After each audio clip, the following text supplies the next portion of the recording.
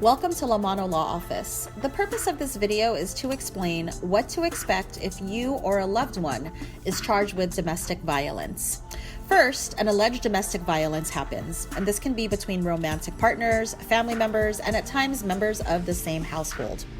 Next, law enforcement is called to the scene. They could have been called by a victim, an involved party, a witness, or even a neighbor. Law enforcement will then conduct an investigation at the scene, and more than likely an arrest will be made. The officers will then write a police report, which can include a narrative of what happened, along with any evidence collected, such as photos of you, the alleged victim, and/or the scene. A criminal protective order will likely be issued, which means that the alleged party cannot contact the alleged victim and will probably have to stay a couple hundred feet away from them. While our law firm does not handle temporary restraining orders, we can certainly provide you with a referral if you need one. The next step is bail. Bail will be set and you will need to post it in order for you to be released from jail. The other option is that you don't post bail, wait until your court date, and a judge may or may not release you on your own recognizance. If you have questions about bail or being released on your own recognizance, please watch our What is Bail video on YouTube. The police report and the evidence will then be sent to the district attorney's office. The district attorney is also known as the DA. The DA will then review the police report and decide whether or not to file charges on your case. If the charges are filed, a complaint will be filed, which is a fancy word for the formal charges that have been filed against you, and you'll have what's called an arraignment. The arraignment is your first court hearing. At your arraignment, your defense attorney will get a copy of the complaint and the police report. Negotiations may or may not happen at this first court hearing. A future court date is set, and that is what's called a pre-trial conference. Most domestic violence cases have between 1 to 4 pre-trial conferences.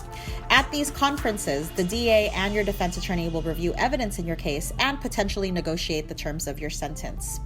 The last step is either a negotiated sentence, which is also known as a plea bargain, or a jury trial. If your defense attorney and the DA were able to come to an agreement, you will be convicted of the negotiated sentence, and you are agreeing to the consequences negotiated by your defense attorney. If an agreement cannot be made, your case will go to jury trial. Here, the evidence will be presented in court in front of 12 jurors, and they will decide whether or not you are guilty of the domestic violence. If you are found guilty, there are no further negotiations, and the judge will impose a sentence on you. If you are found not guilty, you will be acquitted of the charges, and we can discuss cleaning up your arrest record. Your attorney cannot talk to the alleged victim in your case because that actually makes us a witness. If you'd like to call our office to see about potentially hiring a private investigator to talk to the victim, we can discuss whether or not that's a good strategy to try to defend you.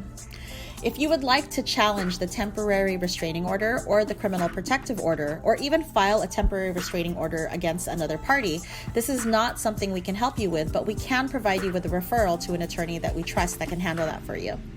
Some of the common consequences of domestic violence convictions can include a misdemeanor or a felony on your record, domestic violence or anger management classes anywhere between 3 months to a year, jail time or alternatives to jail time, such as the Sheriff's Work Alternative Program, which is basically community service, electronic monitoring, or weekend jail.